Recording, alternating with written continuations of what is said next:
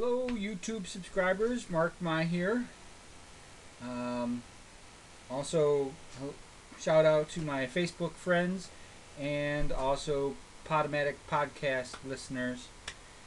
This is our companion episode for a really big show. I feel like Ed Sullivan sometimes when I do these things. It's a big show. But anyway, so it's a real good show that we got today. It is actually not going to be a little night music. It is instead a show from the Bachelor's Den. And it's just going to be not a party or anything like we had sometimes, like the Latin dance party or the tiki cocktail party or whatever. This is just going to be a relaxing at the Bachelor's Den kind of thing. And we're featuring the music of just one musician, and that, of course, is Dexter Gordon, great tenor saxophonist.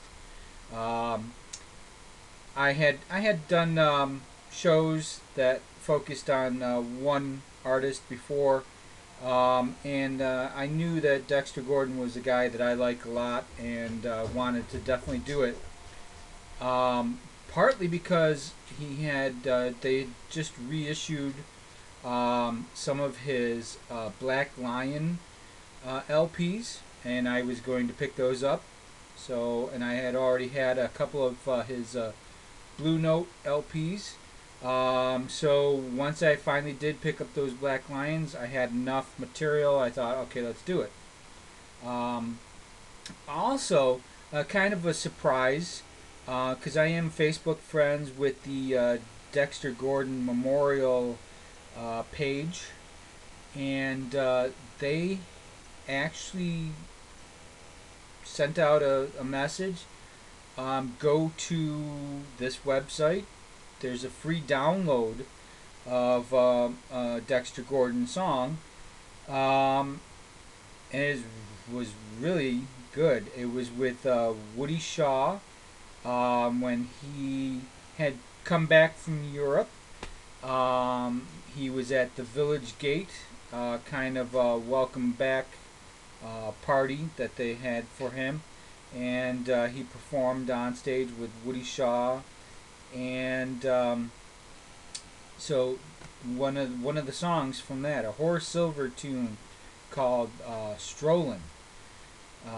They excuse me, offered up for free.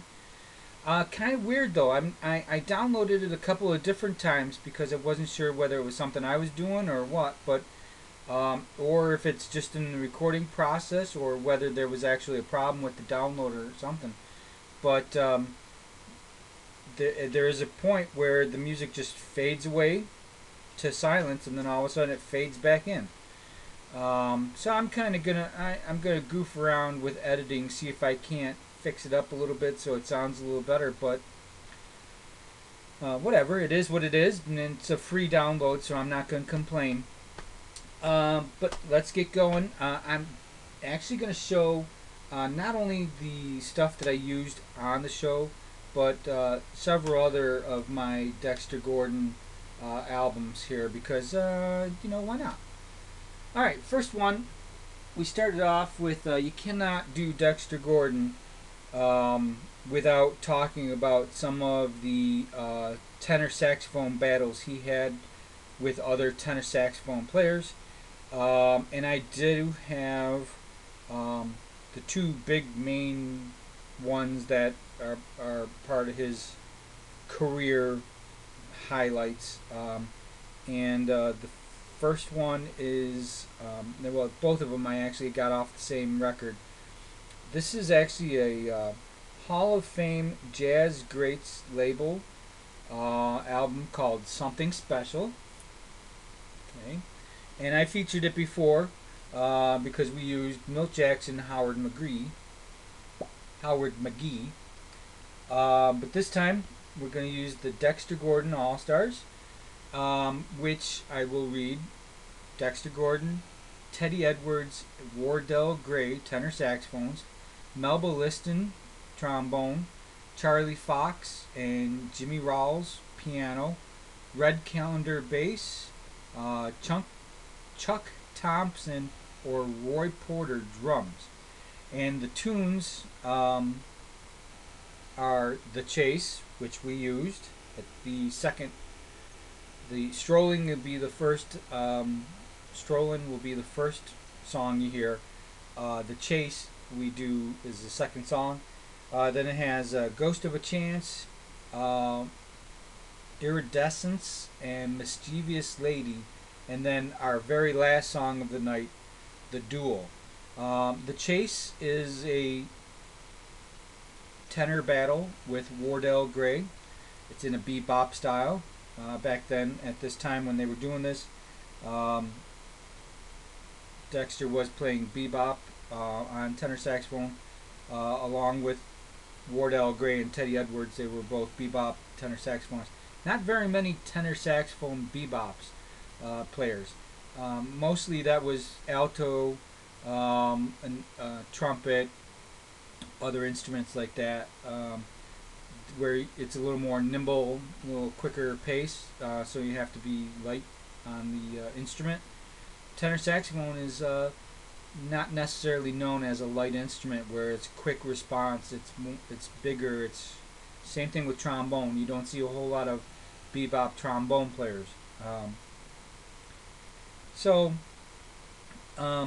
Yeah, so I definitely used the two off of this, the Chase and the Duel. And again, this is on the Hall of Fame Jazz Greats. Okay.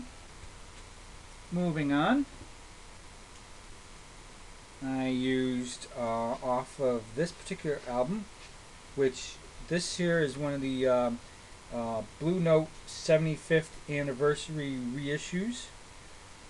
And this is Go with Sonny Clark, Butch Warren, and Billy Higgins. Okay. My wife actually bought this for me for birthday. She went to a local store here, which I wish she would have really spoke with me beforehand, because I had realized that this guy was one of these type of people who really gouges prices, does crazy things. She actually, it says right here, $20. She paid $20 for it. I was really happy to have it, but and I never really did tell her, but like, you could get this for less than $20. But anyway, I actually did not use the version off of that record. Instead, I used it off of the CD. I'm sort of moving away from CDs. I'm getting more towards vinyl, and a lot of what I'm doing is actually purchasing the vinyl, and then I'm going to trade in the CDs at some point. So there you go. If you listen to it, it sounds really good. No skips, not skips. I don't have very much that has skips in it, but hisses or pops or anything like that. It's nice and clean and clear. That's because it came off of there. Next, we used another 75th anniversary Blue Note my wife got for $20. This is Our Man in Paris, and this is actually right around the time where he moved from the United States to Europe, and he was on the Blue Note label. The idea was that they were going to be releasing every year 2 or 3 records for several years, but he got some offers for gigs in first in England, and then throughout the rest of Europe. He ended up going for those gigs. He figured he was just going to do those gigs and move back to New York and continue with Blue Note, but he ended up staying there for 14 years. He liked the political atmosphere there, and he liked the social atmosphere a lot better. Alright, again, I could have taken it off of that vinyl, but instead I did go with the CD.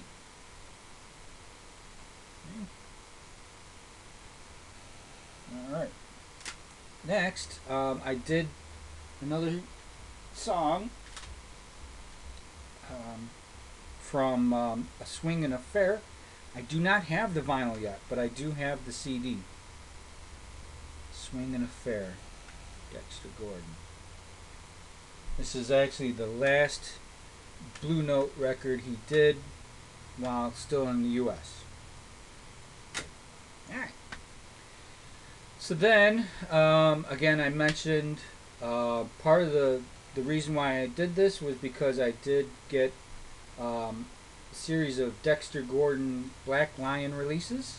Here's the first one we used. Actually, not the first one, but I'm going to show this one. This one is Body and Soul. We used the title track off that. This features, now this is definitely while he was in Europe. This has Niels Henning Ørsted Pedersen on bass, Albert Tootie Heath on drums, and Kenny Drew on piano. And he and Kenny Drew were kind of, they worked a lot together. So they kind of, for a while there, they're sort of a kindred spirit. They both of them did the exact same thing. They were U.S. citizens, and they moved to Europe and stayed in Europe for quite a lengthy time for pretty much the same reason. But this is actually recorded at the Jazz House Montmartre in Copenhagen. So it's a live performance. It was actually captured by the Denmark radio company. Broadcast, I'm sure, over radio, but then later on, when Dexter did the movie around midnight, they reissued these in the U.S. with different names. They were actually called the Montmartre Collection Volume 1, 2, and 3, but they came out as Body and Soul. Take the A Train. I think Take the A Train was number 3, Body and Soul was number 2. Collection Volume 2. And again, we use the title track, Take the A Train, off of this. Recorded the same day. Oh no, I'm sorry. That was recorded on July 20th. This one is actually on July 21st, recorded July 21st. Same place, same lineup. Alright, and then this one was actually collection number 1, okay, which is called Both Sides of Midnight. And this one here is actually a special recording. It's a double recording. It's a Both Sides of Midnight. It's a single album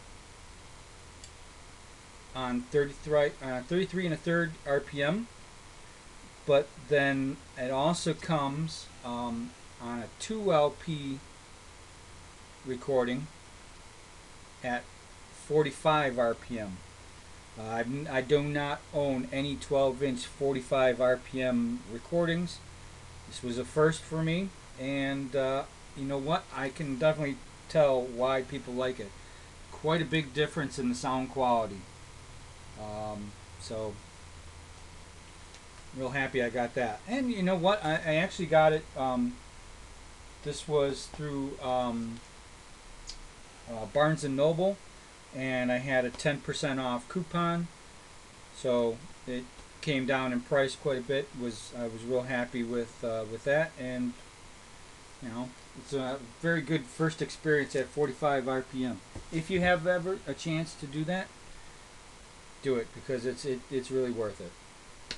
All right, so that pretty much covers all the music, and on uh, both sides of midnight. Now I can't remember the name of the song that we used off that,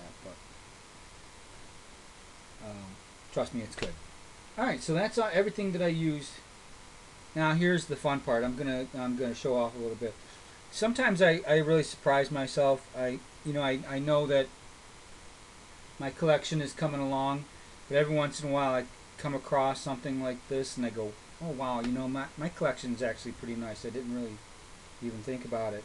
I had so much material that there was quite a bit of stuff that I was thinking about using. I didn't even end up using, and it's a long episode too, because a lot of these songs, he one of the reasons why I like Dexter Gordon, he liked to stretch out. He liked to play his solos. And so some of the songs are pretty long, 10 minute long song. The download that I got for free from the Dexter Gordon page, that was almost 18 minutes. So, but some of the things that I did not use was Dexter Gordon, the Panther. And this is one of his prestige recordings. This is also while he was in Europe.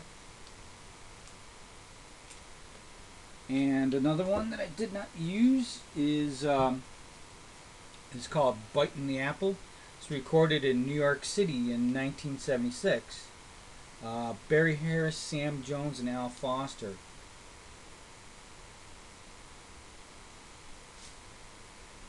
And I believe I did use some tracks off of those two records for other episodes, though. And then, a little out of reach. There we go.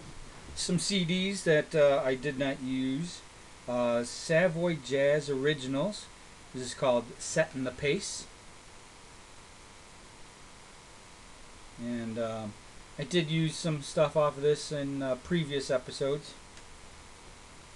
And Dexter Calling. This is one of the Blue Notes.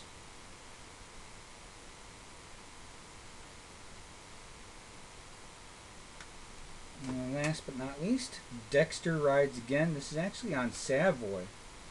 But if you look at some of the players here, Art Blakey, Bud Powell, Max Roach, Tad Dameron, these are, Blue Note guys. So this might just be a reissue on Savoy. I think it might have actually originally been a Blue Note, but I'm not positive on that. Don't quote me. So there you go. That's my Dexter Gordon. And it turned out to be a really good episode. I think everybody will enjoy it. It's one of those kind of relaxing, kick off your shoes, select your favorite beverage, and just chill kind of episodes. So have a good one, everybody. See you later.